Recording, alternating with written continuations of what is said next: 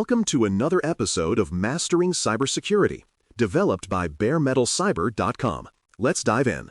CVE is the name of a public catalog of published security flaws. Each entry in the catalog describes one specific vulnerability, such as a serious bug in a web server or a misconfiguration risk in a common device. The key idea behind CVE is coordination, because security teams, software vendors, and researchers all need a shared label when they discuss the same problem. Without shared labels, two teams might talk about the same bug using different names, which delays decisions and fixes. When a vulnerability receives a CVE entry, it moves from being a private discovery into a shared point of reference for everyone. That public entry lets anyone look up basic details, understand the type of risk, and coordinate their own response work. In everyday work, security teams often treat the CVE entry as their shared reference during tense investigations. That stable, vendor-neutral summary keeps everyone aligned even when rumors or partial information appear in fast-moving news feeds. A CVE identifier, often called a CVE ID, is the label that points to one record in the catalog. The format is simple on purpose, because many different people need to read it quickly during stressful situations. The first part is the letters CVE, which signal that this is a standardized entry and not a random internal ticket number. The next part is the year, which shows when the identifier was assigned or reserved, not necessarily when the bug was created. The final part is a number that distinguishes this entry from other vulnerabilities recorded in that year. For example, someone might read CVE-2024-1234 and know exactly which record to open. Understanding the structure removes a little mystery and helps beginners feel less intimidated by long strings of letters and numbers. CVSS is a standard way to describe how severe a vulnerability appears to be. Before CVSS existed, every vendor described risk using their own language, which made comparisons slow and frustrating. CVSS offers a shared structure and a shared numerical range so that teams can quickly scan many different advisories. The core idea is that severity is not just a feeling, but a rating based on agreed criteria. The system captures both how damaging a successful attack could be and how easy it might be for someone to attempt that attack. A single number never tells the complete story, but it gives security teams a vital starting point. With that starting point, they can combine the score with local knowledge about their environment to make smarter patching decisions. Because many technology suppliers publish scores using CVSS, organizations can compare different advisories without translating every vendor-specific rating system by hand. CVSS base metrics are the foundation of the score and describe key technical aspects of the vulnerability. One group of metrics focuses on impact, meaning what happens to confidentiality, integrity, and availability when an attacker succeeds. Another group focuses on exploitability, such as whether the attacker must already have an account or can attack from the public internet. There are also questions about whether the vulnerability requires user interaction, like convincing someone to open a file or click a link. Instead of asking beginners to memorize formulas, it is more useful to remember that these metrics capture damage and difficulty. The scoring process takes those answers and turns them into a number that expresses relative risk. When reading an advisory, recognizing these ideas behind the number makes that score more meaningful and less mysterious. Some organizations share simplified diagrams of these base ideas so non-technical managers can still follow risk conversations comfortably. People often see labels like critical, high, medium, or low next to CVSS scores and wonder what they mean. These labels correspond to ranges of numbers from the CVSS calculation, with critical representing the highest band. A critical score usually signals that the vulnerability could allow remote compromise with little effort or special access from the attacker. A high score usually still represents a serious issue, but often with more conditions or limitations on the attack. Medium and low scores represent vulnerabilities where either the impact is smaller or the attack is harder to carry out successfully. The labels give busy teams a quick visual cue so they know where to focus first when scanning long lists. They are an attention tool, not a guarantee, so they must always be combined with local context. When a vulnerability becomes public, it usually appears in several different places, which can confuse beginners. There is the CVE record that gives a standardized description and identifier for the vulnerability. There may be one or more vendor advisories, where the company that makes the affected product explains impact and fixes. Security news sites, blogs, and newsletters might also write stories that highlight the vulnerability and speculate about broader implications. Each source uses its own language and level of detail, but they all point back to the same underlying issue. Learning to map among these sources begins with recognizing the CVE identifier appearing across them. Once someone spots that anchor, they can compare details, confirm whether they are reading about the same vulnerability, and avoid confusion. For example, a headline about a new encryption flaw becomes more useful when someone immediately looks up the matching CVE for authoritative details. Building this habit turns noisy security news into a structured routine of checking, confirming, and recording what truly matters locally. Behind each public advisory, there is usually a process that turns an individual discovery into shared information for everyone.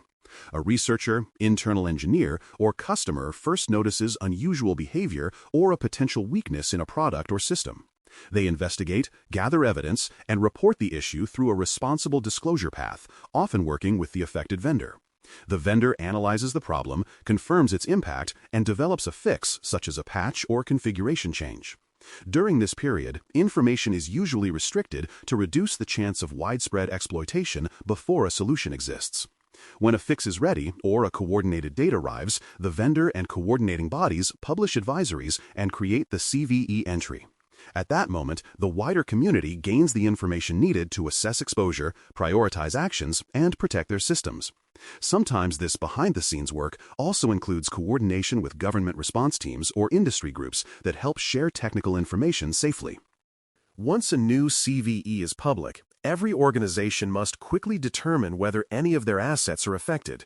This process starts with a basic inventory of systems, applications, and services, including versions and locations. Security teams compare the vulnerable product names and versions listed in the advisory against this inventory to find possible matches. Automated tools can help, but the underlying idea remains simple, which is matching vulnerable components to real systems. In some cases, organizations discover that they do not run the affected software anywhere, so their risk is minimal. In other cases, they find critical business systems that clearly rely on the vulnerable component and require fast attention. Without an accurate inventory, this mapping step becomes guesswork, which delays protection and increases overall organizational risk. Mature organizations keep their inventories updated with ownership and business impact tags, which makes these matching exercises much faster and more reliable. When that information lives in a trusted system, teams can generate targeted reports instead of scrambling through outdated spreadsheets or individual memories. Deciding what to patch first means going beyond reading a single CVSS score in isolation. Security teams consider whether there are known working exploits, which can dramatically increase the urgency of a vulnerability. They also consider whether the affected systems face the public internet, accept untrusted input, or hold sensitive information. A critical vulnerability on a deeply internal system might rank below a high vulnerability on an exposed payment portal. Teams also factor in operational realities, including maintenance windows and the potential impact of updating critical services. The best patching plans blend technical severity, exploit information, and exposure into a simple risk-based ranking. That ranking helps organizations move methodically instead of reacting purely to headlines or loud internal voices. Some organizations use simple color-coded dashboards or ranked lists to visualize these choices, which turns abstract decisions into clear action orders. Over time, documenting why a vulnerability received a particular priority helps refine the model and improve future decisions after real incidents are reviewed. Patching is the preferred way to fix vulnerabilities, but it is not always immediately possible for every system. Sometimes, vendors release patches that require extensive testing before deployment because they might affect stability or compatibility. In other cases, the vendor may not yet have a patch, or the affected system might be too critical to restart right away. Configuration changes can sometimes reduce risk, such as disabling a vulnerable feature or restricting who can reach the service. Temporary workarounds may also include additional monitoring, strict network segmentation, or compensating controls like stronger authentication. These measures do not remove the vulnerability, but they can make exploitation harder or less likely while teams prepare a patch. Organizations also sometimes negotiate maintenance windows with business teams, so everyone understands when temporary risk increases and when protections will improve. Clear communication around these trade-offs builds trust, which is essential when asking people to accept short-term inconvenience for long-term safety.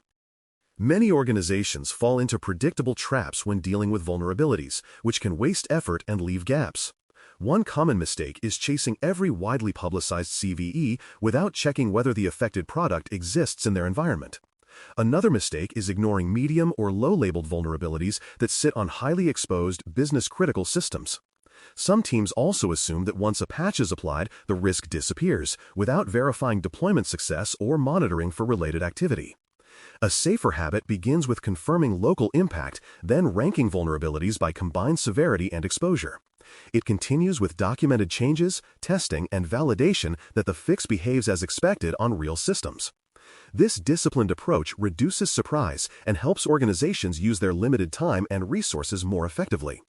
Another recurring issue is failing to remove or isolate systems that cannot be patched, leaving forgotten legacy services quietly reachable from important networks. Keeping a simple register of exceptions, along with reasons and expiration dates, helps leadership track these risks and push for permanent solutions over time. Bringing everything together, vulnerabilities, CVE identifiers, and CVSS scores form a simple mental model for action and communication. The vulnerability describes the actual weakness in a product, service, or process that someone might eventually exploit. The CVE identifier gives that weakness a shared name so people across organizations can coordinate their understanding and responses more efficiently. The CVSS score estimates how severe the vulnerability appears in general, using structured criteria rather than personal opinion or dramatic headlines. Organizations then combine that general severity with their own knowledge of system exposure, data sensitivity, and business importance. When these pieces align, teams can read advisories with confidence, map them to real assets, and prioritize work that genuinely reduces risk. With regular practice, those long strings of letters and numbers start to feel less like noise and more like a practical roadmap for daily decisions. This has been Mastering Cybersecurity, developed by baremetalcyber.com, sharing clear explanations that help beginners grow into confident cybersecurity professionals. Thanks for listening. For more audio courses, daily newsletters, and more, please visit baremetalcyber.com.